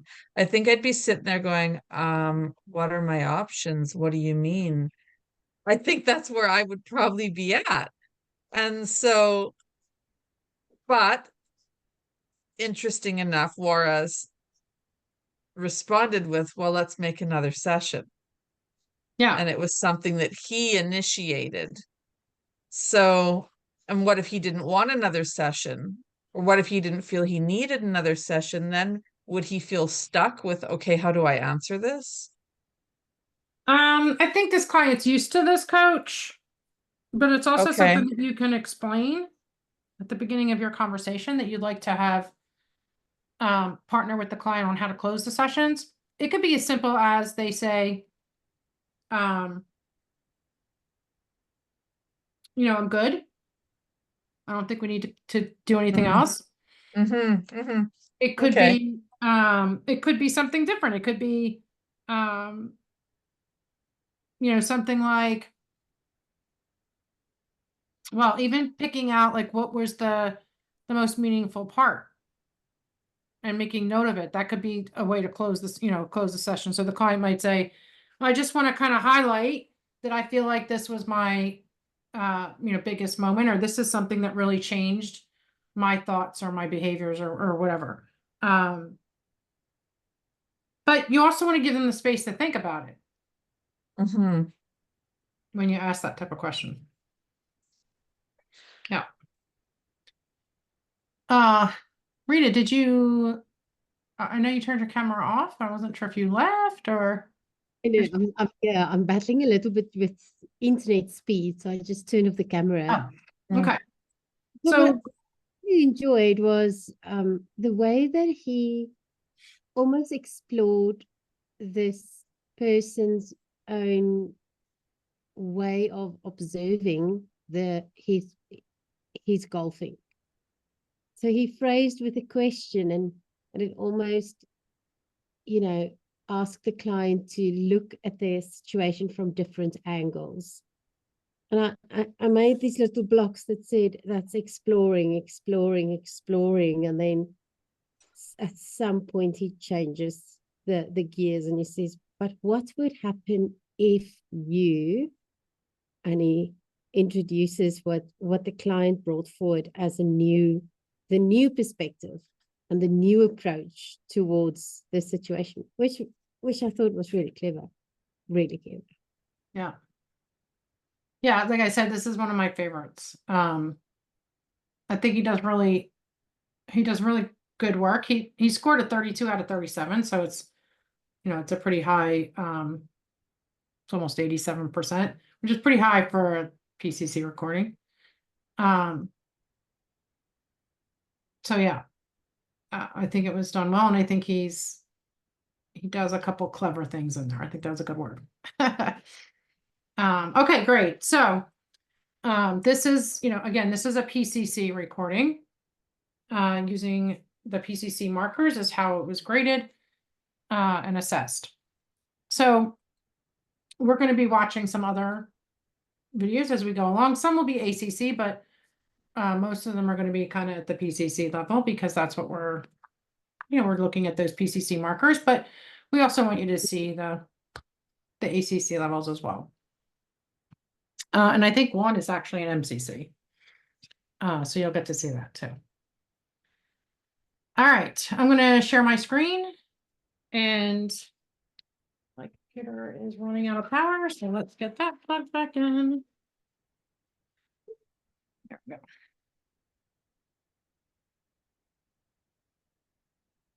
Okay.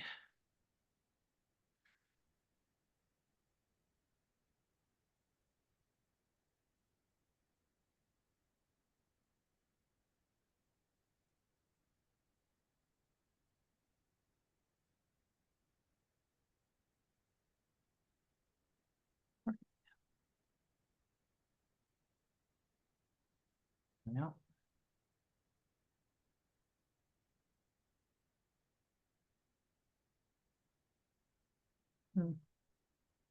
Oh, well, that might be helpful.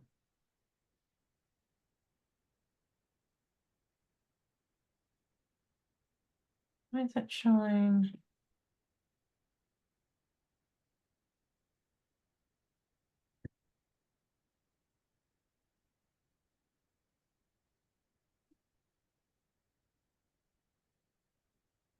I will get this down if it kills me.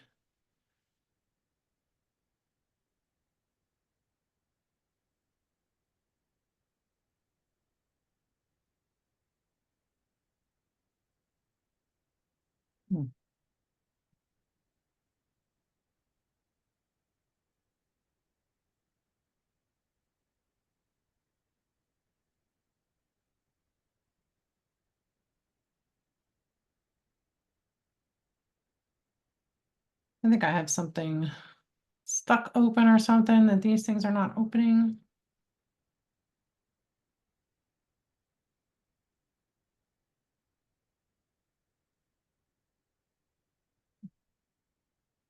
All right, I'm gonna do it right from the.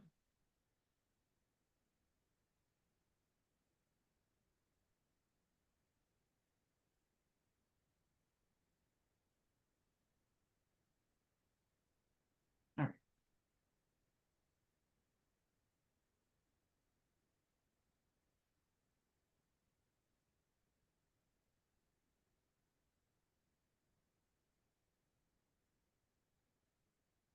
I'm gonna have Mike look at my computer because he's a computer whiz. So we won't have this problem on Thursday. Okay. So this is our chapter 1. See if we can make it a little bigger.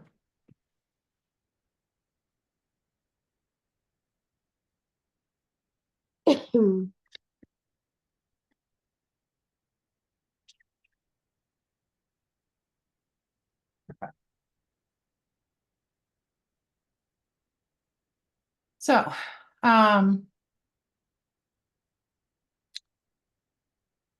this here is on this first page or second page, is where we look at the principles, our principles of coaching. And so these are kind of our beliefs and values. So ethical grounding, developing a coaching mindset, agreement structuring, trust, safety, and rapport building, presence enhancement, active listening and reflection, awareness generation, growth support, contextual understanding, and emotional intelligence. So these are the 10 things that we include in our framework. Now, I'm going to spend a lot of time on this because you both are already certified coaches, but basically ICF defines coaching as partnering with clients in a thought-provoking and creative process that inspires them to maximize their personal and professional potential. The process of coaching often unlocks previously untapped sources of imagination, productivity, and leadership. We believe that clients know what's best for themselves, and we help empower them to make their own decisions. People are much more invested when they choose for themselves versus being told what to do. I have some statistics here. The impact of coaching. 80% of people who receive coaching report increased self-confidence. Over 70% benefit from improved work performance, relationships, and more effective communication skills. And 86% of companies report that they recouped their investment on coaching and more. And some of this comes from Better Up. 90% increase in social connections, 90% increase in stress management, 77% improvement in mental health and mental fitness, and then 35% reduction in burnout. That is a huge number for burnout, that 35% reduction. So personal benefits of coaching: establishing an act towards achieving goals, become more self-reliant, increase self-confidence, develop self-awareness around strengths and motivation, gain more job and life satisfaction, take greater responsibility and accountability for actions and commitments, and communicate more effectively. And then the benefits of coaching in organizations: empowering individuals and encourages them to take responsibility, increases employee and staff engagement, improves individual performance, helps identify and develop high potential employees, helps identify both organizational and individual strengths and development opportunities, helps to motivate and empower individuals to excel, and demonstrates organizational commitment to human resource development. Coaching is not therapy, consulting, or mentoring. And then who is coaching for? Anybody looking to improve, grow, or change aspects of their personal and professional life, gain clarity, establish and work towards meaningful goals, and develop strategies for personal and professional services. It's for individuals who are ready to take action and willing to do the work to move forward. So who is coaching not for? It's not for individuals who are not open to change or self-exploration. It just won't work. It's not for those seeking to address deep-seated psychological issues, which would be better served by therapy. And it's not for people who expect the coach to provide answers or are not ready to take active action steps, basically, towards their goals. The skills are the foundation. These skills I want to go over are the foundation of coaching, basically. It focuses on both the coach-client relationship and the effective advancement of the client's goals. And this is basically your core competencies here, right? Establishing ethical guidelines and professional standards, creating coaching agreements, establishing trust and intimacy, coaching presence, active listening, powerful questioning, direct communication, creating awareness, designing actions, planning and goal setting, and managing progress and accountability. And they all are worked into these 8 competencies. So we looked at the model and framework of SCE, Coaching Academy. But there's different models all over, right? You're going to run across different coaching models. Basically, it's something that provides that loose structure for a coach to incorporate the coaching skills and competencies to be able to have successful coaching sessions. So it helps to navigate through that coaching process and making sure that we're covering all our competencies and that we're able to help the clients be successful. Because we want the clients to have better outcomes. So it acts as a flexible support system. It's more like a compass that guides according to the client's choices, not any kind of a fixed map or what have you. It adapts to fit the client's unique situation and goals. That's something that I think we need to always be aware of, is that no matter what model we use, that we're focusing in on the client's unique situation and goals, and we're not trying to mold them or put them into a mold, that we are taking what we have and making it apply to that client. It supports the client's lead. So they lead the conversations, they lead the coaching process, and moves at a comfortable pace for them and adjusting to their changing needs. And it unfolds in a natural progression, each step kind of building on the previous one. It maintains a supportive environment, empowering clients to direct their own journey. So I'm not going to read through this. You can read through it, but this is our coaching standards, which I read up at the top when you first come into the chapter. But this kind of just gives you the main points of each of the standards. And then we took those standards and we put them into a coaching model. And again, we went over it, but this is our coaching model. And the framework in order to deliver the model. Go down here. And then basically this personal coaching vision. So this is where, and I think this is what you were talking about, Christine. So you want to apply the principles, learn about coaching, and begin thinking about developing your own coaching style and approach. And again, this can change over time, right? Like when you first start coaching, we're kind of focused in on making sure that we do it right. And so we don't look at really too much into what we can incorporate into our coaching. And sometimes we're not even really focused in on the client because we're focused in on our own performance. And so what I'd like you to consider is, looking at these principles and standards and the coaching model and our competencies and saying, okay, how am I going to incorporate all these to my own coaching style and approach with my clients?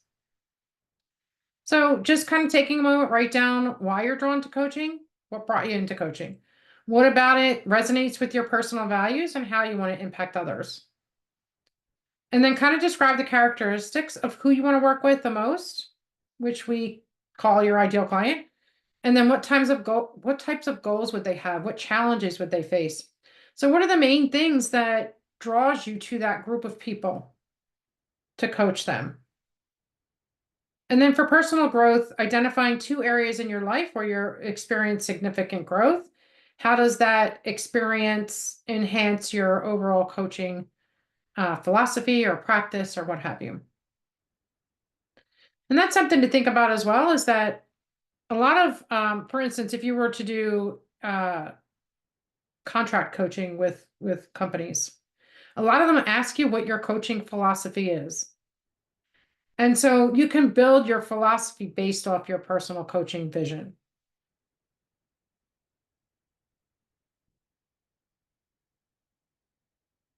Okay.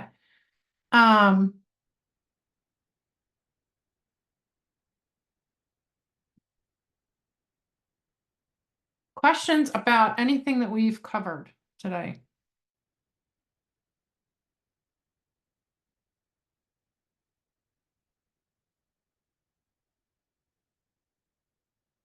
All right. So let's look at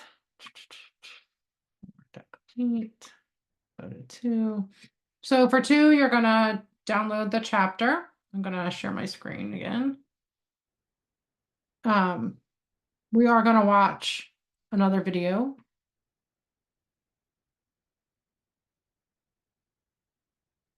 On Tuesday as well. So we're not doing any in-class coaching, but make sure you download these 3. Now, the referring clients to therapy and the client referral, you don't have to print those. Well, you don't have to print the ethics either, but if you want to print the ethics, that's a good idea. But these 2 things, we're just going to touch on them, but it is good reading. These 2 documents are good to kind of read through the whole thing, but I'm gonna highlight some things for you in there. And then of course the chapter, and then we'll have another video to observe. And with that one, I'll actually have you guys look at the evaluation form or the observation form, so we can start breaking them down, because we're going to do that again. I said this earlier, but we're going to do that for the in-class coaching sessions as well. We're going to be breaking it down. So you'll have that form and you'll be able to kind of see how we're going to determine what the coach is doing or is not doing.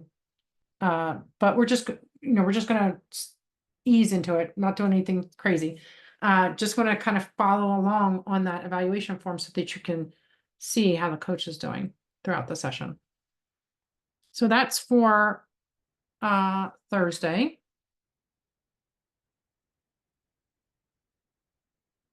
Any questions about that? Where are you gonna upload that form I'm going to put it. into chapter 1? No, I'm going to put it in the drive at the program level.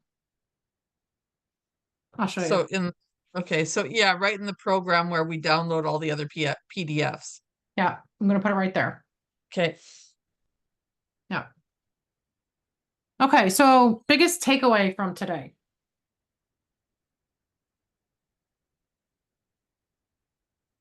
Rita?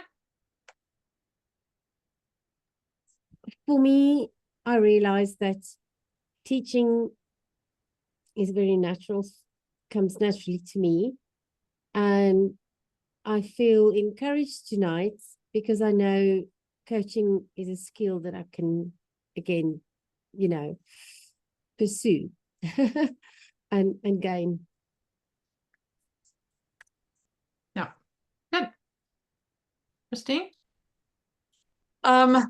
Realization how rusty I am at coaching because I haven't done it for years and years. And but how exciting it is to be doing the emotional intelligence side of things, because that is something that really resonates with me. And I think it's just a skill that I really want to hone more within my coaching skills. Awesome. All right. Well, thank you both. I'm glad that you're taking this journey and that I get to help you along the way and hopefully give you some of my wisdom as we go through. I'm not gonna, unless there's any other questions, I'm not gonna hold us for the next 5 minutes and try to fill the time. So have a wonderful rest of your day and tomorrow, and I will see you back here on Thursday as we go over chapter 2 and watch another example video. Thanks a lot, guys. Thanks. Alrighty, bye-bye. Bye.